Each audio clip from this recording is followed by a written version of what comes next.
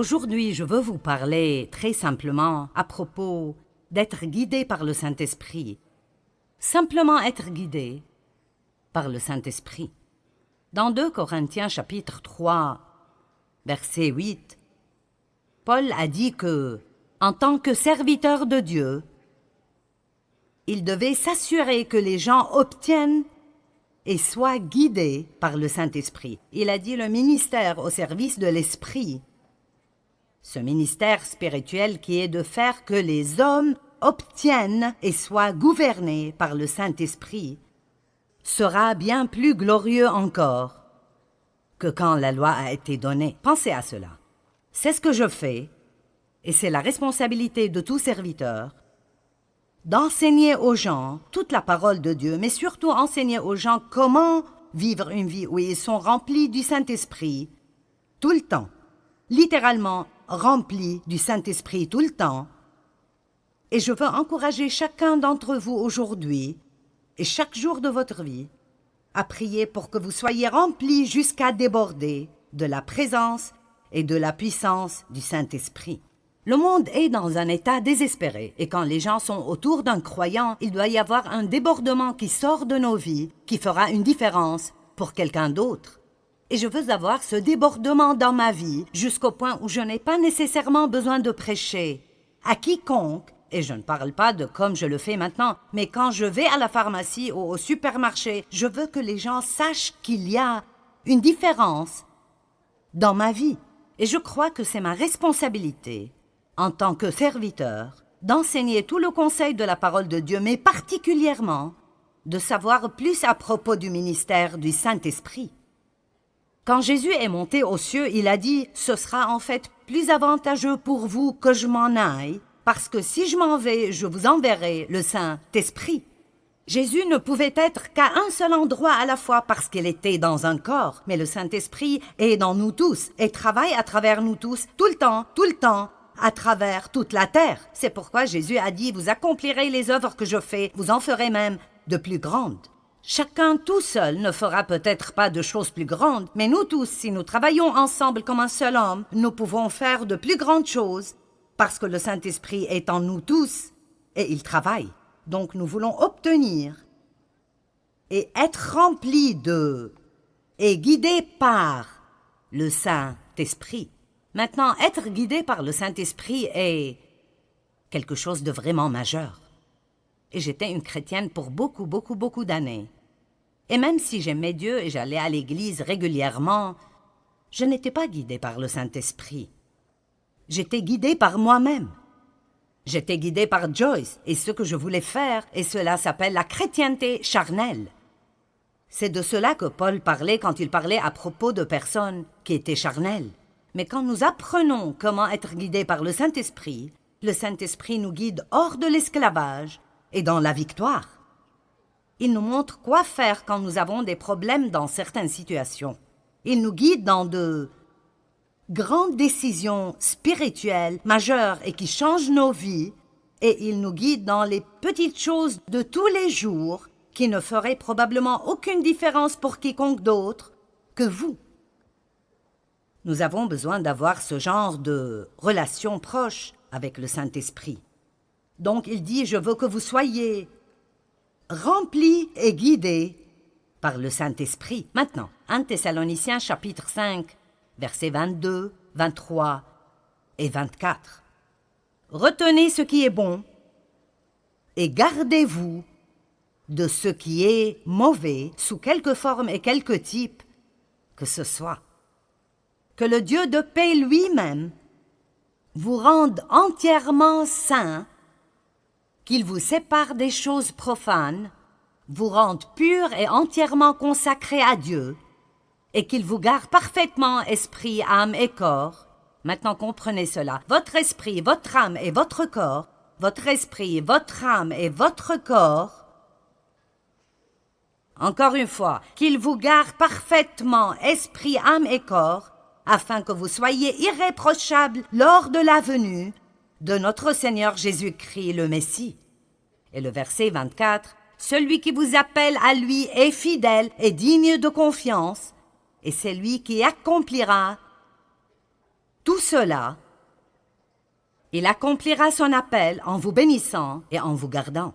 Maintenant, je pense que si un jour nous ne serons pas en colère contre nous-mêmes, nous devons peut-être nous comprendre nous-mêmes un peu mieux que maintenant, parce que vous savez que vous pouvez vouloir deux choses différentes en même temps, l'une étant bonne et l'autre étant mauvaise.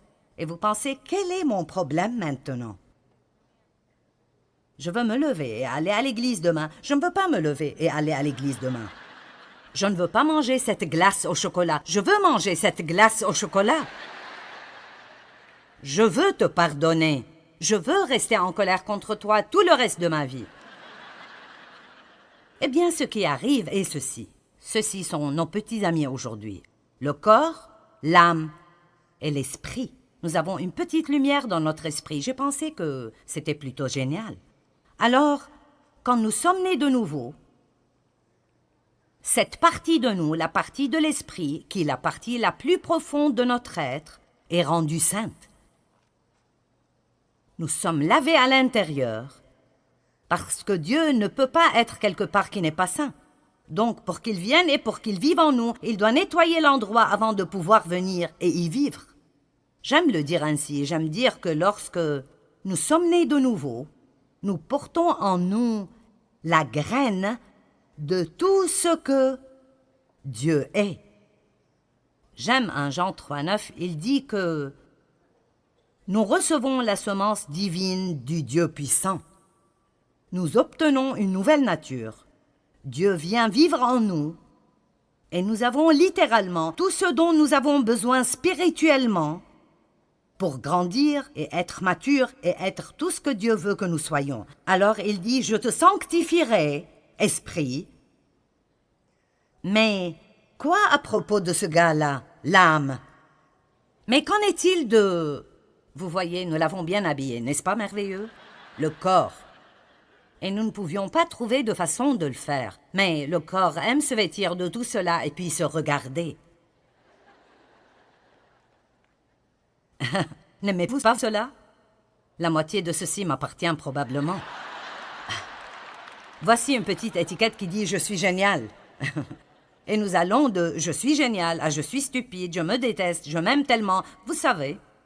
Mais là, cette âme, je ne sais pas ce qui me serait arrivé si je n'étais pas arrivé à comprendre mon âme et la façon dont j'ai été façonné.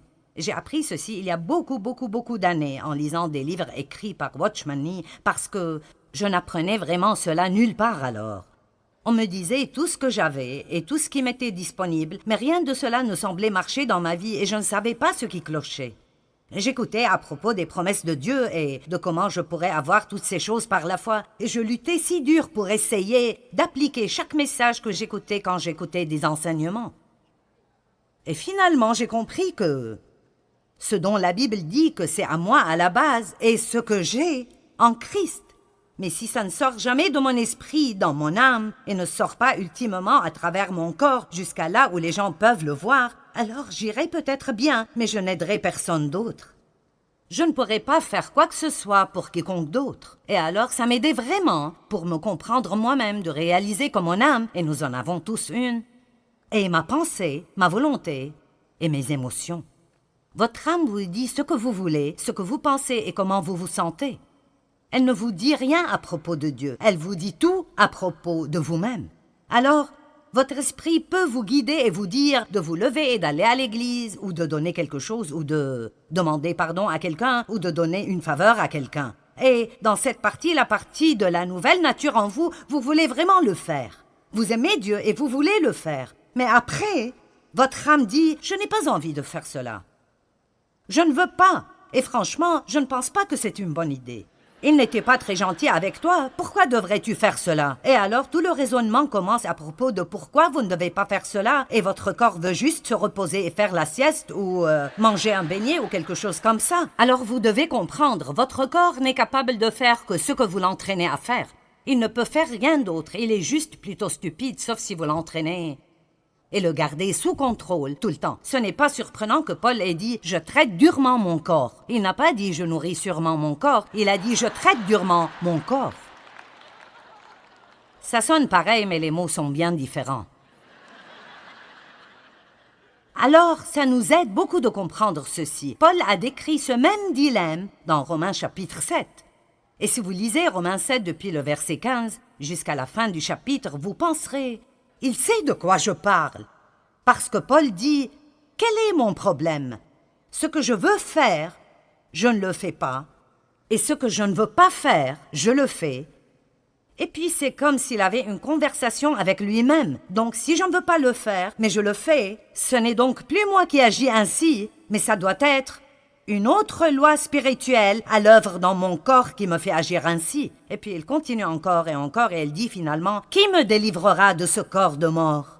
Dieu soit loué, il le fera par Jésus-Christ. » Donc, si nous revenons à 1 Thessaloniciens, il a dit « Je vous sanctifierai, corps, âme et esprit. Je le ferai. J'accomplirai mon appel en vous sanctifiant. » Nous voyons que Jésus est le chef et le consommateur de la foi. La Bible nous enseigne dans Philippiens 1,6 que celui qui a commencé en vous cette bonne œuvre la rendra parfaite pour le jour de Jésus-Christ. Eh bien, si Dieu fera tout cela, et si j'ai été sauvé depuis 25 ans et je me suis toujours un désastre, si j'ai été sauvé depuis 25 ans et je suis toujours un désastre, j'essaierai de ce côté. Si j'ai été sauvé depuis 25 ans,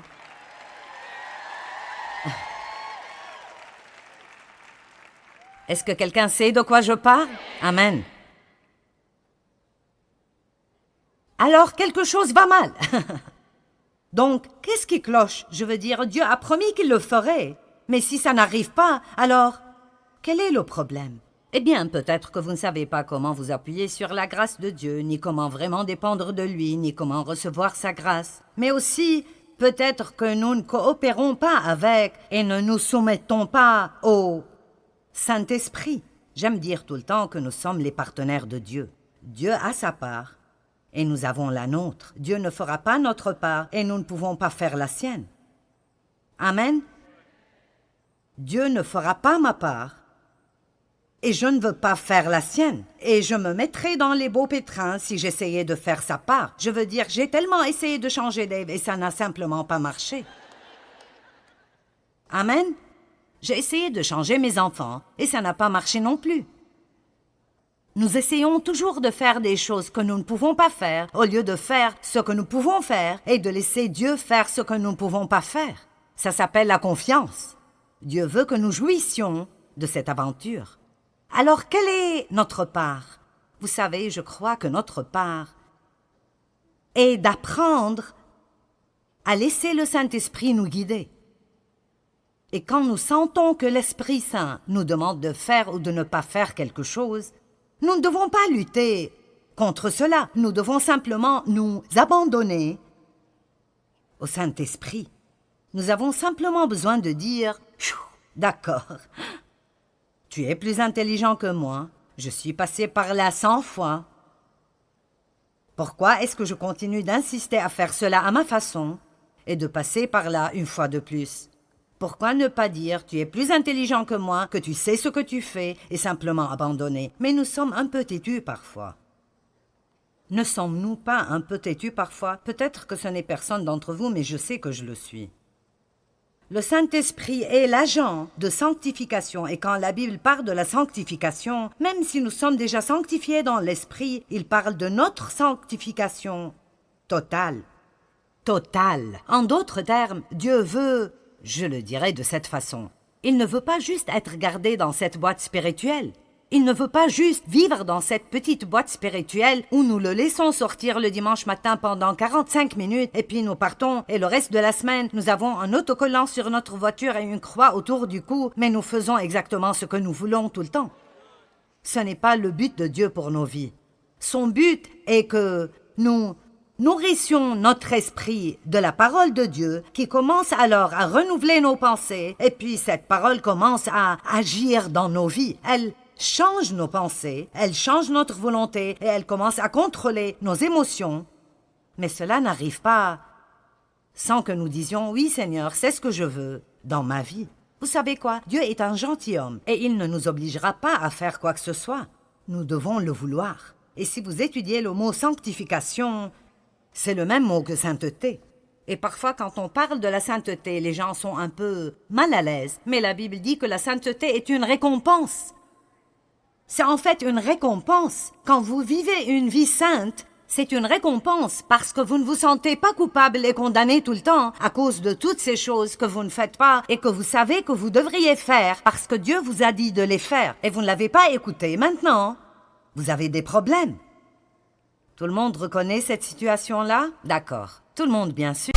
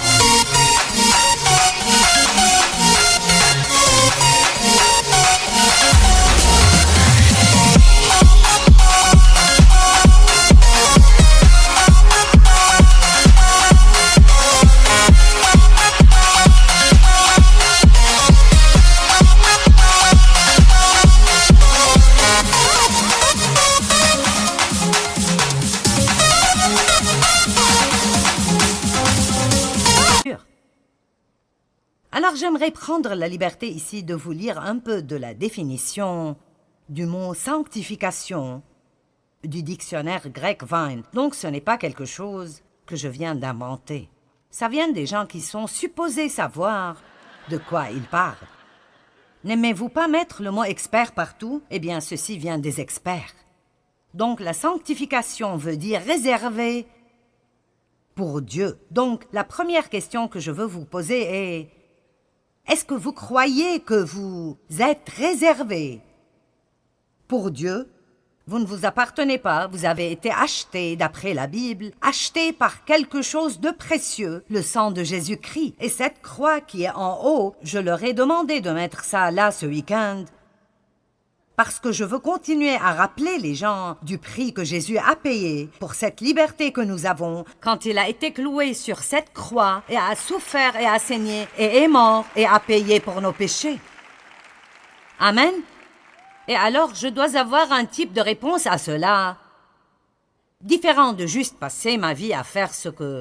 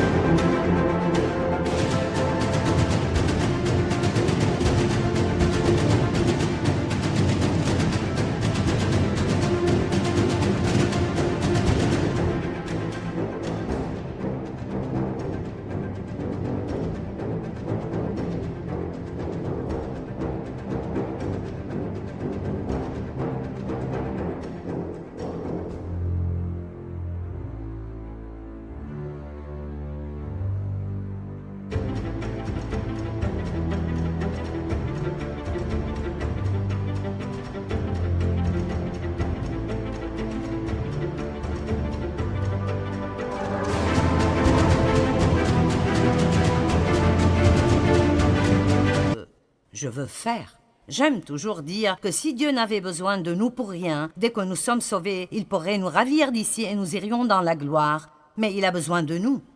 Nous sommes les mains et les pieds, les yeux, les bras, la bouche, les oreilles de Jésus. Il appelle le monde à travers nous. Donc, mis à part pour Dieu. Et puis il dit le type de vie, ou comme j'aime l'appeler, le mode de vie, qui est approprié à ceux qui sont mis à part. Donc, en d'autres termes, si nous sommes mis à part pour Dieu, alors il y a un mode de vie qui doit aller avec cela. Alors, nous ne pouvons pas juste aller à l'église et continuer à vivre avec un mode de vie profane et impie toute la semaine. Il y a un certain mode de vie que nous vivons si nous appartenons à Dieu. Nous commençons à penser et à parler différemment. Nous commençons à agir différemment. Nous pardonnons aux gens qui nous ont blessés. Nous ne restons pas en colère contre eux. Nous ne gardons pas tout pour nous-mêmes. Nous apprenons en fait à nous réjouir dans le don. Nous sommes bons envers les gens. Nous voulons faire des choses pour les gens. Ça devient une marque déposée dans nos vies de voir combien de gens nous pouvons en fait rendre heureux. Nous ne sommes pas centrés sur nous-mêmes tout le temps en nous ayant nous-mêmes en tête. En fait, nous croyons que nous appartenons à Dieu et nous nous levons chaque jour pour dire « Dieu, me voici, montre-moi ce que tu veux faire pour moi aujourd'hui, montre-moi ce que tu veux faire à travers moi aujourd'hui, je ne m'appartiens pas, je t'appartiens à toi. » J'aime ce que Jésus a dit « J'ai préparé un corps pour vous. » Et c'est là où nous devons arriver. Nous sommes un corps totalement rempli et inondé de Dieu, comme le dit Paul dans Éphésiens 3, 19, pour que vous soyez remplis jusqu'à toute la plénitude de Dieu. Je vous le dis, quand vous arrivez au point où vous n'essayez pas de faire ce que vous voulez tout le temps, la vie devient si merveilleuse. Elle est absolument merveilleuse. Combien de vous savent ce que les feux d'arrêt sont? Vous arrivez à un feu d'arrêt et si le feu est vert, vous pouvez y aller. Et si le feu est orange, c'est supposé signifier « faites attention ». Ce ne serait pas très sage d'y aller. Mais la plupart d'entre nous pensent juste que ça veut dire « dépêche-toi et passe avant que le feu devienne rouge ». Et donc si c'est un feu rouge, ça veut dire « stop ». Vous savez, je crois que dans notre relation avec le Saint-Esprit, nous avons aussi des feux verts, des feux oranges et des feux rouges. Et nous devons savoir quand c'est orange. Tu devrais faire attention à ce propos. Et quand nous obtenons ce vas-y, et nous entendons Dieu dire « Arrête-toi, ne fais pas ça. Si tu le fais, tu auras des problèmes. » Je veux que les choses marchent bien dans ma vie, pas vous? Donc, nous sommes sanctifiés. Nous sommes supposés vivre une vie qui convient à notre appel. Et après, cette définition est longue et elle dit beaucoup d'autres choses, mais j'aime cette partie. Elle dit « Cette sanctification doit être apprise de Dieu comme il l'enseigne dans sa parole. » Écoutez ceci. Et elle doit être poursuivie par le croyant sincèrement et indéniablement. Donc, en d'autres termes, je ne l'aurai jamais si je ne le veux pas vraiment. Et je dois le vouloir, vraiment, vraiment, vraiment fortement. Écoutez cette traduction du dictionnaire grec. Ce caractère saint n'est pas indirect. Il ne peut pas être transféré ou imputé, mais c'est une possession individuelle bâtie petit à petit comme le résultat de l'obéissance à la parole de Dieu. Savez-vous que vous pouvez attraper des maladies, mais vous ne pouvez pas attraper la bonne santé? Et vous ne devez pas travailler dur, ni moi non plus, pour être impie. Ça vient naturellement, en quelque sorte. Vous ne pouvez pas juste attraper la sainteté. Vous ne pouvez pas juste aller à l'église et vous asseoir là et écouter quelqu'un en train de prêcher et penser que cela vous rendra saint. Mais vous apprenez des choses et puis vous faites des choix d'après ce que vous avez appris. Et puis petit à petit, jour après jour, votre caractère commence à changer. Je pensais à cela et c'est une bonne façon de le dire. Je l'ai dit, mais j'aime ceci. Ce que j'ai dans mon esprit comme don de Dieu, et vous avez tout ce dont vous avez dans votre esprit comme don de Dieu, acheté par le sang de Christ. Mais c'est là qu'il est. Il est dans votre esprit, et c'est là qu'il restera si vous n'apprenez pas à être guidé par le Saint-Esprit et à coopérer avec Dieu. Ce que j'ai dans mon esprit n'est pas mon caractère, c'est ma position en Christ.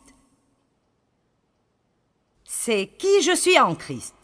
Ça n'a rien à voir avec comment j'agis ou comment je me comporte ou comment ma vie affecte d'autres personnes. Quand nous entendons des prédications à propos de ce qui nous appartient en Christ, nous devons réaliser que ça nous appartient en Christ. Mais si nous voulons vraiment que ça affecte nos vies et la vie des gens autour de nous, alors ça doit sortir d'ici et commencer à contrôler mon âme et commencer à contrôler mes actions. Donc j'aime ça aussi. J'ai dit cela, mais je l'aime aussi. Et j'ai écrit très bien au-dessus de celle-là. Maintenant, écoutez cela. Ce que j'ai dans mon esprit est ce que Dieu a fait pour moi. La façon dont je vis est ce que je fais pour Christ. Amen. Ce que j'ai dans mon esprit est ce que Christ a fait pour moi. Mais quand quelqu'un m'énerve et mes émotions se déchaînent, et je ne veux plus être bon envers lui, et je veux médire à son sujet, je veux dire à tout le monde ce qu'il a fait, mais je reçois un feu rouge. Vous me suivez? Je ne vous perds pas, j'espère. Et je reçois un feu rouge dans mon esprit. Non, non, non, j'ai entendu la parole. J'étais là quand le prédicateur a enseigné à propos du pardon. J'ai entendu ce message. Maintenant, c'est le moment de le faire. Amen. Vous savez, nous sommes vraiment excessivement éduqués à l'Église. Parfois, je ne pense pas qu'on a besoin d'un message de plus. Nous avons juste besoin d'appliquer ce que nous avons déjà. Amen.